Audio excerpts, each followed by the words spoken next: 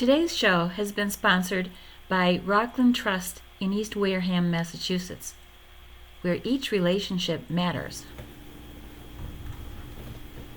Wareham sits on the south coast between the towns of Marion and Bourne, almost at the end of Buzzards Bay. It is known as the gateway to Cape Cod. Hi everybody, we're here in Wareham with Angela Dunham, and she is the president of the Historical Society. Love your dress. Thank you. Tell us about that. Well, back in the year 2014, Wareham celebrated its 275th anniversary of incorporation. Oh. And so many of us had clothing made at the time for that celebration. Right now we're in the Methodist Meetinghouse. This place was moved here. It was a church that was over in the Tyhonet section near A.D. Makepeace, where we're going to be visiting, or you're going to be visiting later. And they moved it here. And after a while, they had enough money to build a new Methodist church, and they moved down the street here, right across the road. And so this building has had many lives. It has been a bakery, it's been a laundromat, and then the Deacus family very generously donated it to the Wareham Historical Society. And the other two little buildings on what I call a little campus here were also moved here from the Great Neck area. One was a schoolhouse, and these were all in the 1800s, all these three buildings. And the other is a little chapel, and they were used back in the day. We had many, many schools. If you are able to capture any of this information on this board, it will tell you how many schools and how many chapels we had, because back in the day, people didn't have cars, and in the wintertime, it was hard for them to come into the center of town to attend services. And so we had several schools and several little chapels all around town, and these are two of those examples. Wow. The Tremont Nail Factory started as a cotton mill back in the early 1800s, and then became it still is the oldest nail cutting factory in the country. The Tremont nails are still being manufactured up in Mansfield. So when was Wareham first settled? Do we know? It was incorporated in 1739, but it was part of, at one time, part of Rochester. Rochester, right. Yes. And then it was part of the Agawam Purchase as well, back in the 1600s. So in 1739, the town was incorporated, and we have, of course, Onset. Onset grew up a little bit faster because of its beautiful bay and the spiritualists having come to settle in Onset. And so we have a very eclectic community here, a melting pot actually of people who came here to work in the mills. Okay. And this was an important shipbuilding community as well. And that shipbuilding community actually is what drew the British to come in and invade Wareham, because they were here looking for our ships and ships that were hiding here in our harbor from Falmouth. So they came in to burn those ships, and that was in 1814. We have been the recipients of grants to restore these buildings. So this chapel and the schoolhouse is about to start a renovation because of CPC. Community Preservation Act, actually, CPA grant money. No, we got you in the doorway.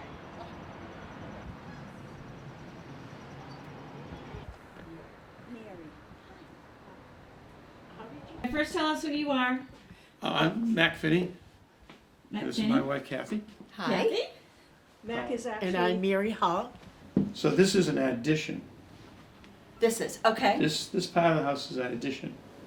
And if you want, we can start in the original part of the house. Sure. It And probably then we makes take a most look at sense and then come Yeah. around. So if you come through here, In here you have the hollowware was made in Wareham, hollowware being the iron pots and whatnot, Sure. made from bog iron. Bog iron was a low grade of iron that was found in the ground here. Right. And they used that to make the hollowware. Is a traditional oven, bake oven to the side. Wow, look at that. And they would have done all their meals in that fireplace. Fireplace cooking, they can cook just about anything you can cook now just as well. 'Cause then you have the adult cradle, which we teased the children that was very big babies that they had. But in fact, it was to keep invalids near the warmth of the fire, because it was very cold in the wintertime in all these houses. Absolutely. So that's an adult cradle, and it's very unusual. We've been to a lot of historic homes, and I've never seen one. No, I've never seen I've one. never even heard of that. Yeah. Wheel and get it back in business. Right. Below it is a small tape loom. All the clothing is tied on. No buttons, no zippers. Well, they had buttons, but the ladies' clothing especially pinned. Pinned. And this is called a bed gown. It has nothing to do with going to bed, but it's just called a bed gown. Right. This is one type of clothing. You wore The leisure wear. an apron over, always a cap. It would Always. help to keep your hair clean. Clothing was, like right now I have on the chemise. The chemise was your nightgown Okay. and your day wear underneath your clothing. So at night I would take my outside clothing off, Right. go to bed in my chemise, get up in the morning, put the outside clothing back on. Huh. They had not a lot of clothes, but they would have had a few more of these because these were washed more often, Right. Sure. along with the caps and the Sure. aprons to help to protect your clothing. And the men were considered to be in their underwear or more or less undressed if they didn't have a waistcoat and a coat on Even in the summer. and a hat. And generally, in the house, they might wear this. But that was also to keep warm because it Well, was sure. kind of cold, you It know. was cold. Sure. But so underneath their outer hat, they probably would have had that hat. Yes. So if you didn't go out of the house with just a shirt, No. that No, was it was considered not your considered. underwear. This is a bowl made out of one burl from a tree. I think it's really beautiful. Oh my goodness. It's just carved out of a burl from a tree. And these are the original 1690 floors. If you'll notice, the knots are much higher because where the branch comes out is a knot, and that's much harder wood. Yes. So you'll see that there are little lumps all over from the knots. Oh yeah.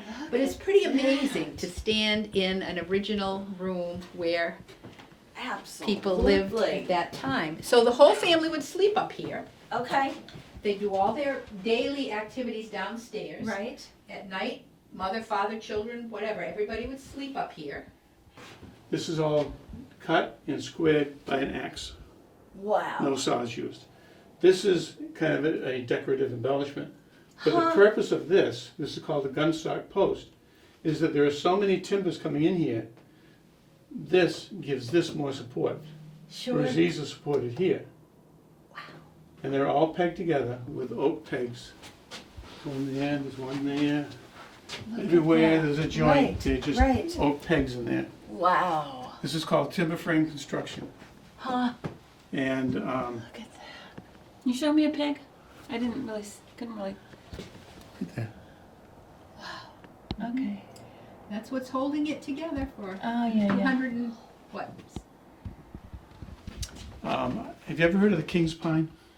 No. No. Okay, even before the Pilgrims came here, the early adventurers that sailed along the coast, noticed all the great white pine trees. And they got very excited about it because the great white pine trees could be used for masts on the ships in the English Navy. English Navy being the largest, most powerful navy in the world, Right. they had actually cut down every single tree just about in Great Britain. There were no trees left for them to build their ships. Matter of fact, almost all of Europe, they had done the same thing because the French were building ships, the Spanish were building ships, you name it. Wow. So they had to get their ships, their masts from Norway, and they weren't getting exactly what they wanted. But when they saw all these trees here, the king must have just been salivating. He must have said, "Wow, that's fantastic!" I'm And they're all sure. mine. They're mine. They're mine. Right. So he actually made a law that said that all the big pine trees belonged to him. Huh. Stuffed with hay, pine needles, corn husks, anything they could get. If you were really wealthy, perhaps feathers.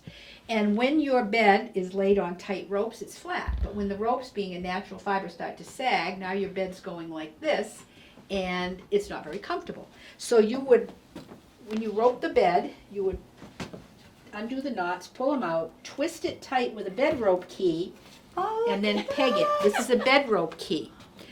Once a year, probably at harvest time, because bed bugs, the second part of that nursery rhyme, were a huge problem, they would take and they would dump all the old filling out of the mattress, wash the tick, have new filling because they just harvested the corn and whatnot, and they would knock the bed apart, ropes and all, brush it, dry brush it, not wet brushing it, and paint the whole thing with quicksilver and mercury. Quicksilver and egg white, excuse me. Quicksilver is mercury. They didn't realize it was a poison. It killed bed bugs, they knew for sure. So they would do that, and then they'd put the whole, once it was dried, they'd put the whole bed back together again.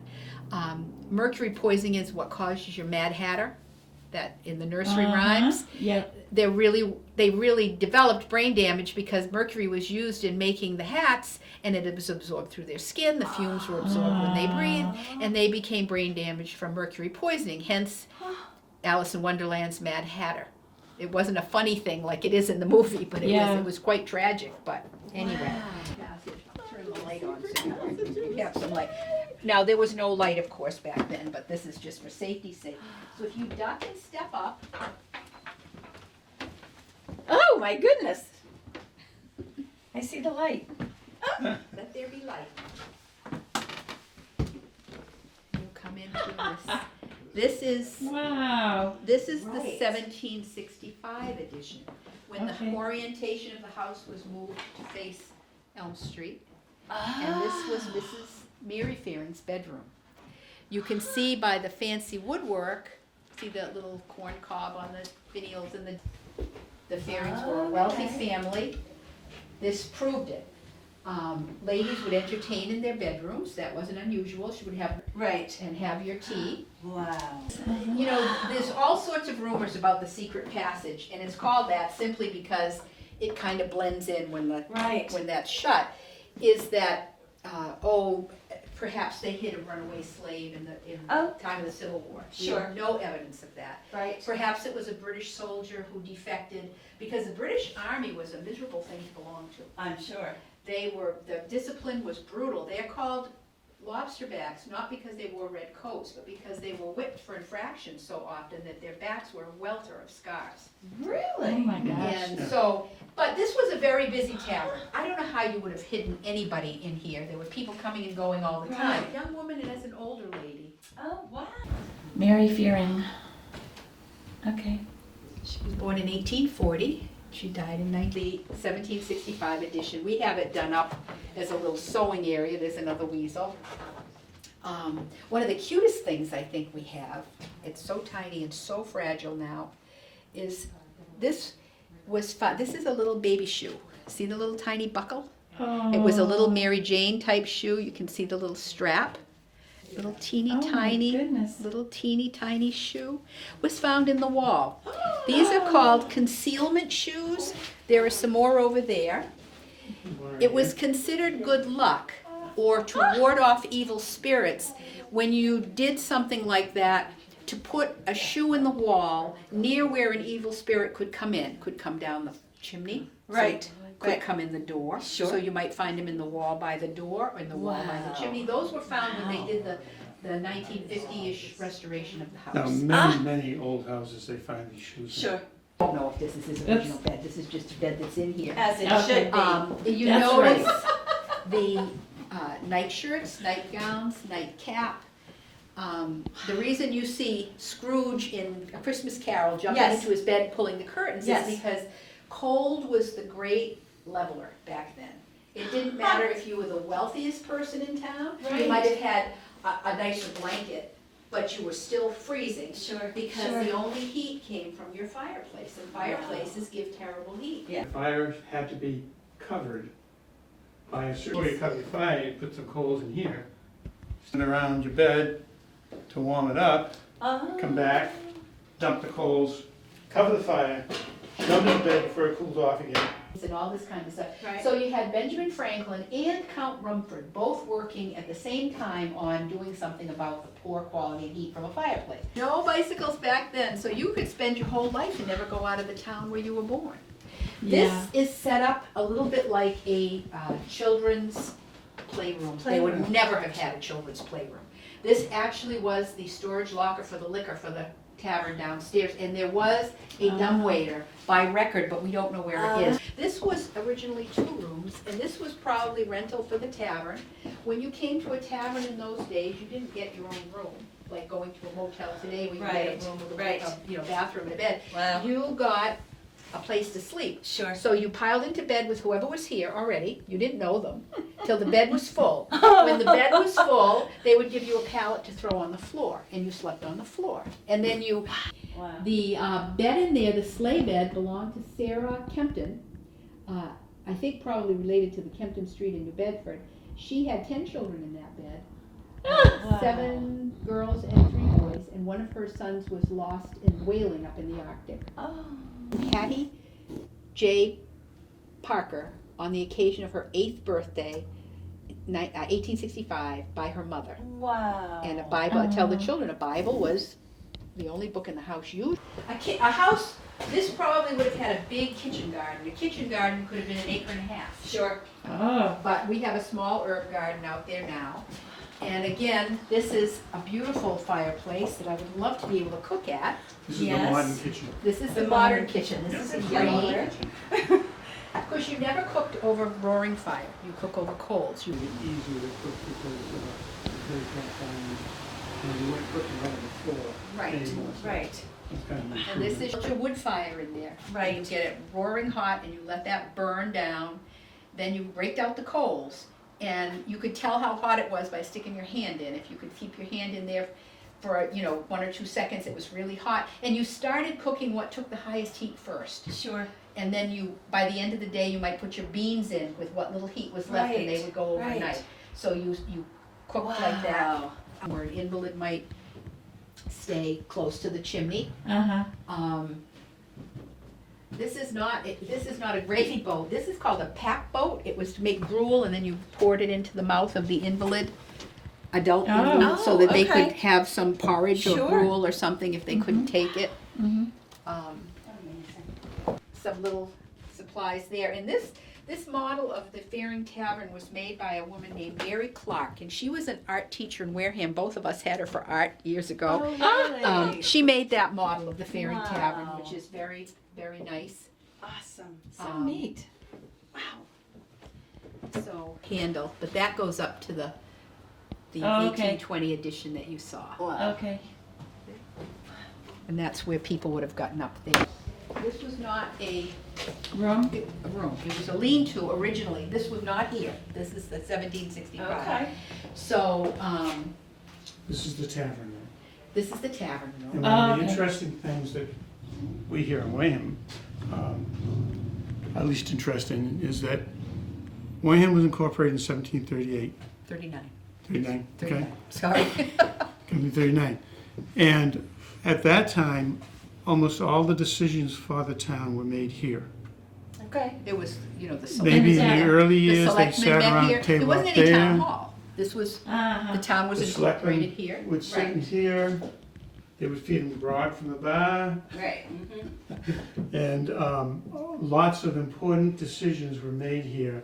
If you were given punishment for small crimes, you might be in stocks out front. We don't know that they had a pillory whipping post. We can't find evidence of that, but they did have stocks. If it was a capital crime, then you were sent to Plymouth to be hanged. Oof. You went over to Plymouth to be hanged. So Lovely. the bar work is actually original. They found it up in the attic. Is that when they decided it was time to shut everybody off, Right. they put that number on it. Wow. We have our napkin bartender back. I know. So These are all original bits that were found on the grounds when they did the restoration in the 50s. Wow. And little bits of crockery, goodies and Wow. everything. That was stuff that was all found on the grounds. That's an interesting thing. There was, of course, back then, there was no train tracks. There was no Narrows Bridge at the other end of Wareham. The river came right up unimpeded. The stagecoach came by. If there by any chance was a lady on the stagecoach with her dresses, that's a wheel cover. You got it. This piece here has a famous gentleman named John Rogers. It was made for common people who couldn't afford bronzes and everything. It's plaster. Sure. There is an exact one of these in the Smithsonian Institute. Really? It's called Checkers at the Farm. This is his wife and his child. And if you look, there's all this little kitty with his tail out, you know, in the hoe. And gosh. he did several types of groups. This was done in 1859. And she was called the Belle of Boston. And we have this paper, which is all the different iterations of her name in different records. Oh, Catalog. Oh, From 17... look at that. 17, I haven't got my glasses on here, 17. Oh, don't worry about it. And a list of all their books, and you brought them back 4 times a year. Oh. First day of, I think it Wow. was like December, April, June, and October. Wow. This is a stereopticon. Stereopticons were very popular, very, very popular. They were before motion pictures. This Right. was invented, the invention was 1838. okay. And if have you ever looked through one? Yes. Yeah, you see the viewing. Another interesting thing in here, the pictures. Okay. This is to Samuel's, named after his family. These will be pre-printed, but then you can see it's written in, and he died when he was 23 years Oh old. my something. gosh. And that would be a memorial of the person. We put these pages in and we let them sign and how they're related to the Fearings, and they get all excited. Well, They've come from all over the country. This room was the post office, but because this was a tavern and a stage might come through with mail, Okay. it was dropped off here, and you would also drop off your mail to be taken, or the post rider would come through. Uh-huh. So this was the first post office in the town of Wareham. That is what. Wow. Upstairs in the hallway, did you see the shoes that were in the corner? Yes. Well, when I first started doing this, there was an older lady and myself, and there were just the 2 of us. Okay. And I would do the upstairs because she was not real stable on her feet. And I would go up at the end of the time and make sure all the lights were off and all of that. And everything was fine. Came down. We came back on Sunday, and I went up to put the lights on, and one of the shoes was missing. And I turned, and the shoe was way down under the window upstairs. Like it had been thrown there. And nobody had been in this house except she and I. Right. And I didn't throw it, and I knew she didn't go up there and Oh my gosh. I love it. While, when I go upstairs, the shoes are changed.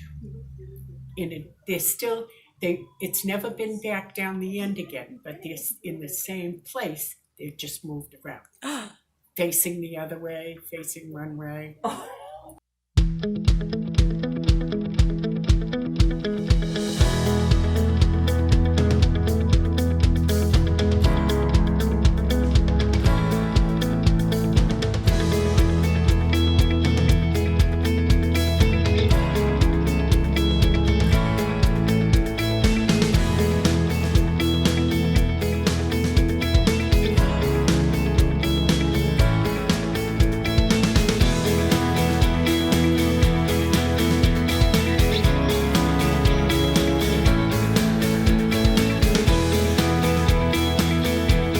I love it. Yay. Okay. Stop filming so I can eat. Give it to me.